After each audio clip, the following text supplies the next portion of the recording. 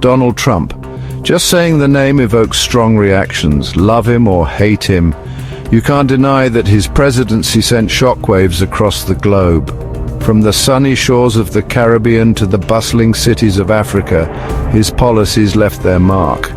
But like a messy breakup, the impact wasn't always clear-cut. There were good times and bad moments of progress and periods of regression. Today, we're diving deep into the Trump years to see how they shaped the lives of people in the Caribbean, Jamaica, Africa, and Black America. Buckle up, folks. It's going to be a bumpy ride. Let's start with the Caribbean, a region known for its beautiful beaches and laid-back vibe.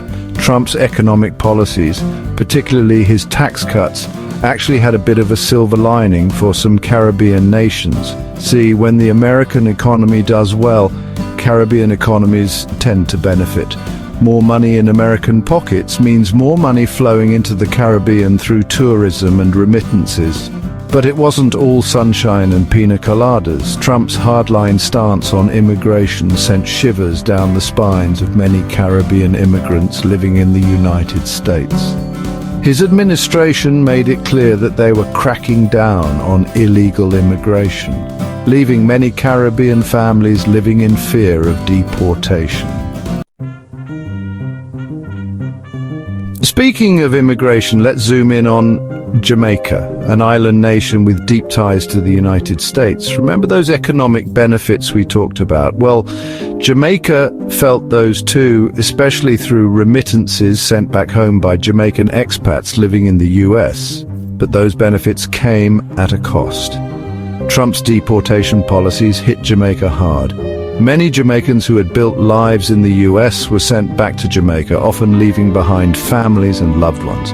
It was a real kick in the gut for Jamaica, a country already grappling with economic challenges. Now let's hop over to the African continent, a place of immense diversity and potential.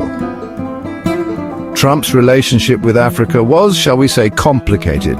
On the one hand, he didn't completely dismantle existing trade agreements that benefited some African nations. He even called out China for its predatory lending practices in Africa, which earned him some brownie points.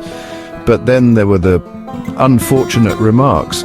Remember when he reportedly referred to African countries as shithole countries? Yeah, not cool, man. Those comments, along with his proposed cuts to foreign aid to Africa, left a sour taste in the mouths of many Africans. Section 5, Black America, a tapestry of progress and persistent challenges. Let's shift gears now and talk about Black America. Trump's presidency was a time of both progress and setbacks for Black Americans. On the positive side, he signed the First Step Act, a bipartisan criminal justice reform bill that aimed to reduce mass incarceration. The black community, which is disproportionately affected by the criminal justice system, welcomed this move. However, Trump's rhetoric on race and his handling of issues like police brutality and racial injustice sparked outrage and division. His presidency often felt like a giant step backward for race relations in America. Section 6. Walls and Whispers. Trump's immigration policies reshaped the world. Trump's obsession with building a wall on the US-Mexico border became a defining feature of his presidency. But his immigration policies went far beyond bricks and mortar. He implemented a travel ban on citizens from several Muslim-majority countries, including some in Africa, and drastically reduced the number of refugees admitted to the US. These policies sent shockwaves across the globe, signaling a shift toward a more isolationist and anti-immigrant America. Section 7, Jamaica, on the front line, navigating the human cost of deportation. Jamaica, with its close ties to the US, felt the brunt of Trump's deportation policies. Families were torn apart as Jamaican immigrants who had lived in the US for years, sometimes decades, were deported back to Jamaica, often to communities where they no longer had any ties.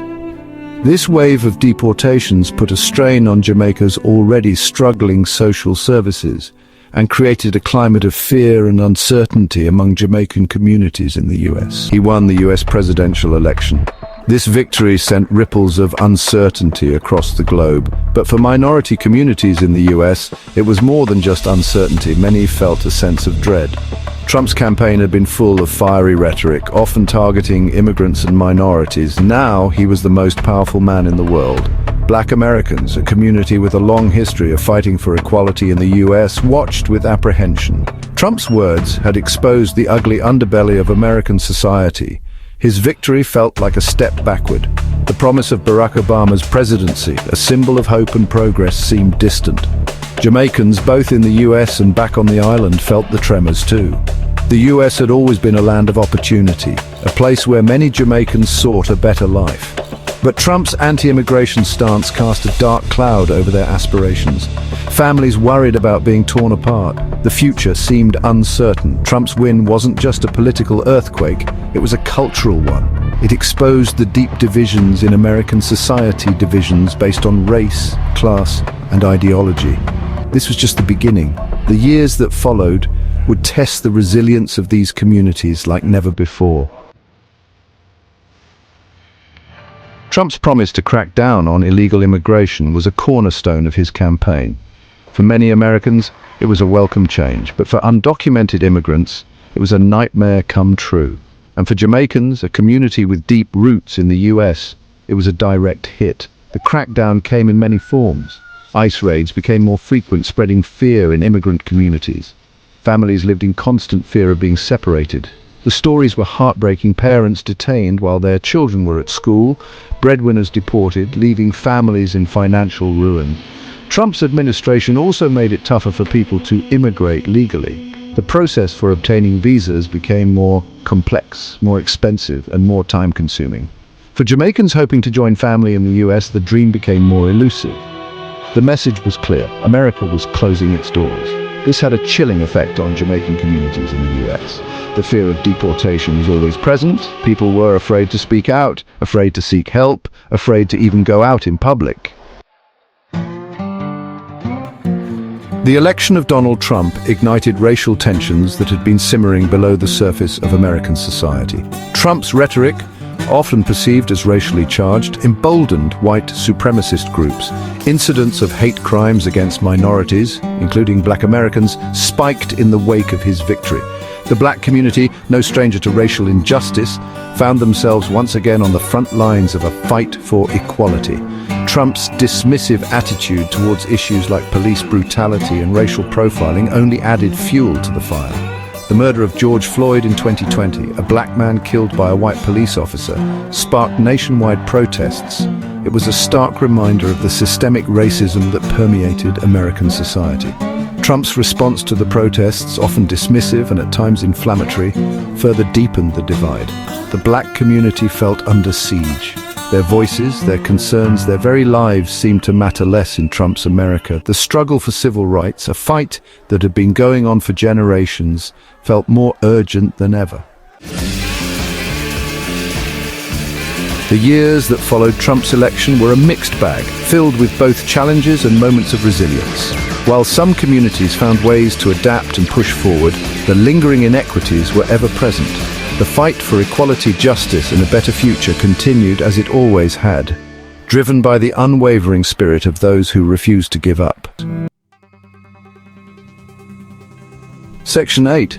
Beyond the headlines, Trump's legacy and the future of global engagement. Trump's presidency may be over, but its impact continues to reverberate around the world. His America-first approach to foreign policy, his skepticism of multilateralism, and his disregard for diplomatic norms have left a lasting mark on global affairs. The question now is, what comes next? Will the world retreat further into nationalism and isolationism, or can we rebuild trust and cooperation? Section 9. Conclusion. A call for balance in a world redefined. The Trump years were a rollercoaster ride, filled with ups and downs, triumphs and tragedies. From the Caribbean to Africa to Black America, his presidency exposed deep divisions and sparked intense debate. As we move forward, it's crucial that we learn from the mistakes of the past. and strive to build a more just, equitable and interconnected world. A world where every voice is heard, every individual is valued, and every nation has the opportunity to thrive. That's the kind of world I think we can all get behind. I spoke to just a moment ago said it's going to make heads explode.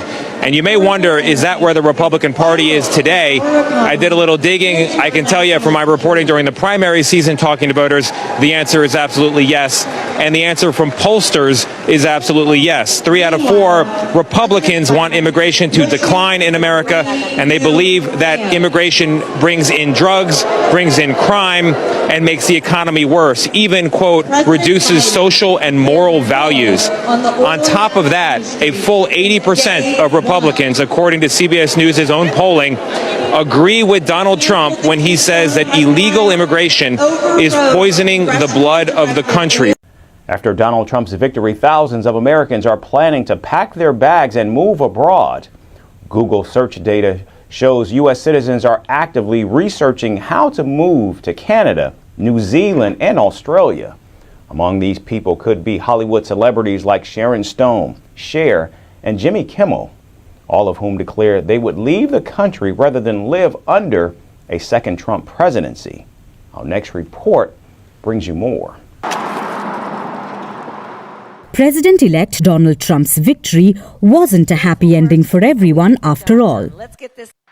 While some saw his re-election as a personal win, others expressed fear about America's future and declared the Republicans' triumph a war on women. With Donald Trump set to begin his second presidency next January, scores of Americans are now planning to pack their bags and move to a different country. Recent Google search data shows just that. Americans are worried about Trump's apparent threat to democracy and are now showing interest in moving to Canada, New Zealand and Australia.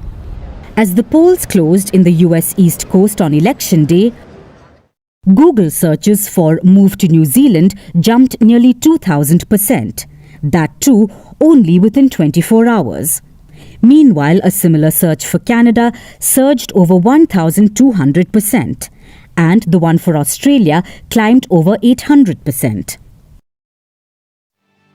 A Google official says that after the president-elect's win, searches about migrating to these 3 countries hit an all-time high. America's very same sentiment was also reflected upon New Zealand's immigration website. The site recorded around 25,000 new US-based users the day Donald Trump delivered his victory speech. The same day last year, only 1,500 Americans visited the website. Among the people planning to move abroad is a host of Hollywood celebrities who, before the election, went as far as to declare that they would rather leave than live under Trump's rule. One of them is singer and actor Cher, who said she almost got an ulcer the last time Trump won. Another is actor Sharon Stone, who was considering a house in Italy.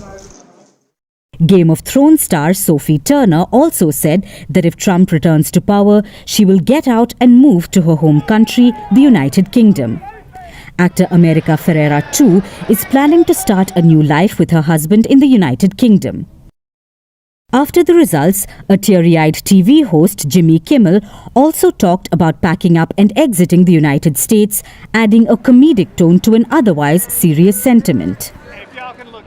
Of course, it's too early to predict how many Americans will actually move abroad and how many will decide to brave a second Trump presidency. Must be investigating. But of late, Donald Trump and the Republicans have made some gains, and the biggest reason for that is illegal immigration. This is more than just a march, they say. This is a demand for accountability. The excitement, the tension is palpable. You can see the security presence. You can see the number of police cars, government buildings like these again fenced up. We're at Harvard University, the alma mater of Kamala Harris. As the night progressed, numbers came in thick and fast, and Donald Trump was soon declared the winner. It's being called a...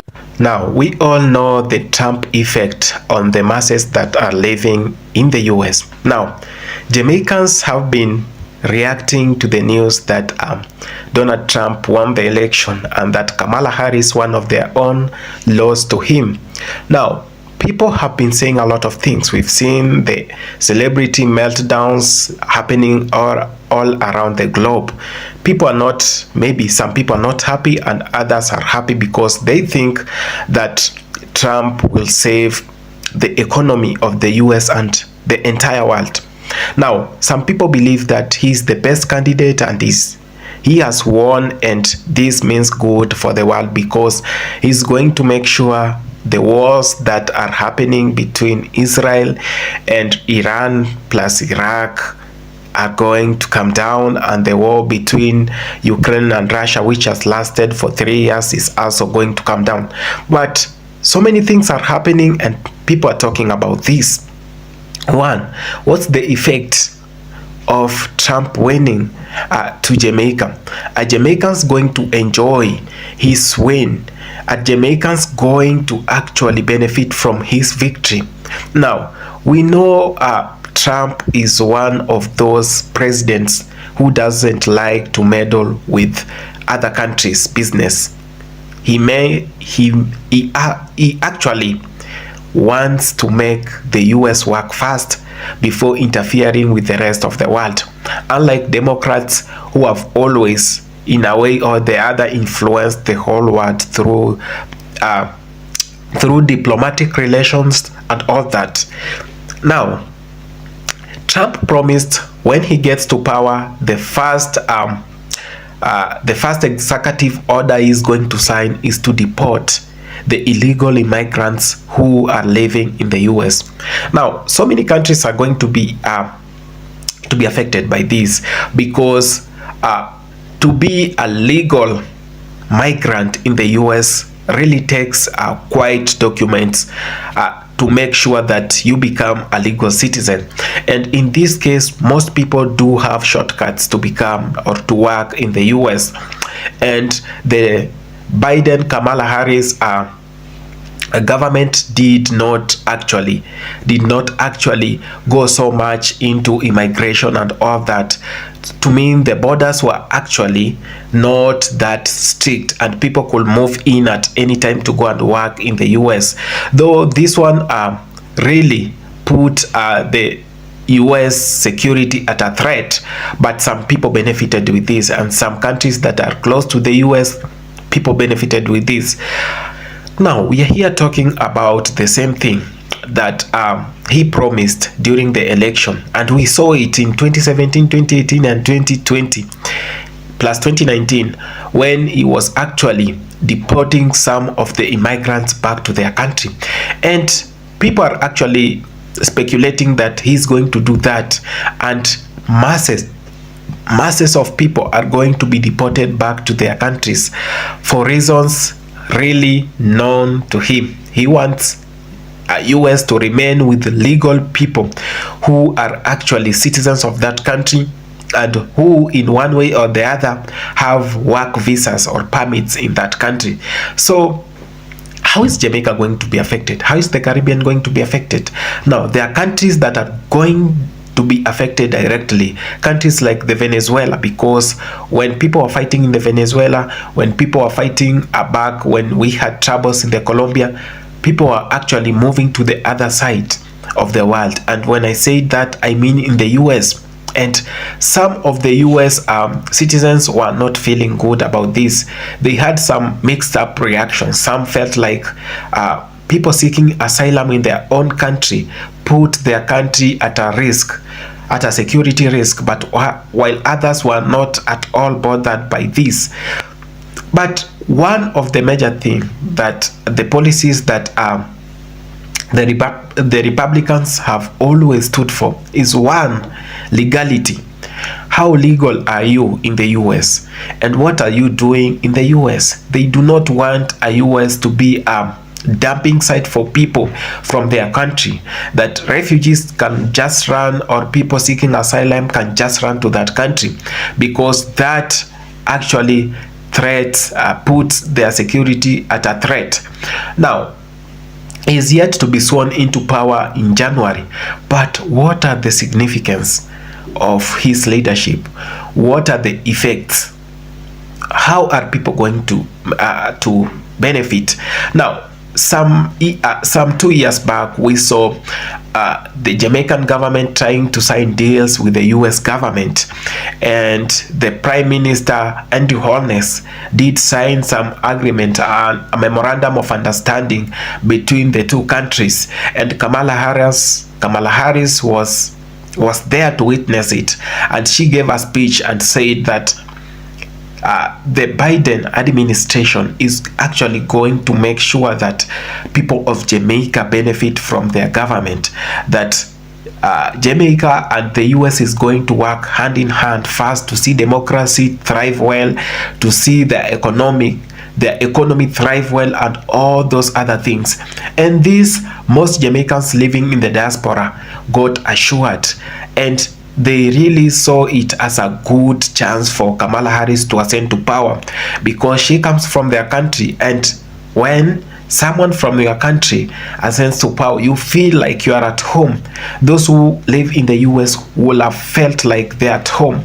But nevertheless, this has actually not happened, and we've seen the Trump policies, and some of them are not actually favoring black people living in the US, as some will face deportation as early as he takes the mantle of power coming January. So Google actually released their data that people have actually been Googled. The most Googled thing in the US right now is how to exit US. It's how actually to get out of the US, and some of the countries people are actually willing to go to is Australia, New Zealand, and so many other countries. But what's the impact of this? Is this going to serve US the best that they have never seen in the last few years? Is this going to help the US residents or the US citizens to get jobs? Because some of the US citizens who voted Donald Trump were actually saying that they voted him because some of the immigrants, illegal immigrants, have come to their country, taken their jobs, taken their chances to work, and they have no jobs. The economy is too bad, and they want him to deport them and reclaim the economy of the US, reclaim the glory, the lost glory of the US. And that's when we get the motto, MAGA, Make America Great Again, which was widely used by the Republicans during the elections. And what's the role actually of some of the people who are in the campaign trail, who are actually advocating for Trump's policies that included deportation of people, of illegal migrants? People have been talking about this, and we are yet to see Trump do it. So we are here, we just have 1 month, and he will be sworn into power to become the 47th president of the US. So let's actually hope everything is going to be fine and no people are going to be hurt. That even if it's going to happen, it is going to happen in an orderly manner and in a very democratic and constitutional manner, that no one is going to be thrown out just like an animal. So brothers and sisters who are living in the US, make sure you have the legal documents before Donald Trump is sworn into power, because he promised to deport. And one thing I know about Donald Trump, he actually do stand with his word. When he says it, he means it. And come January, we might see some of crazy things happening around the globe when people are being deported. Some have nowhere to go because they were seeking political asylum. So brothers and sisters, get your documents ready. Just be ready. Get your savings. If anything goes wrong, you are not harmed, or you do not lose your life during the process. Thank you so much for having taken your time. I wish you all well. Have a great weekend and a great day. Continue staying and living in peace, because peace, love, and harmony has always been my slogan in this channel. Thank you so much.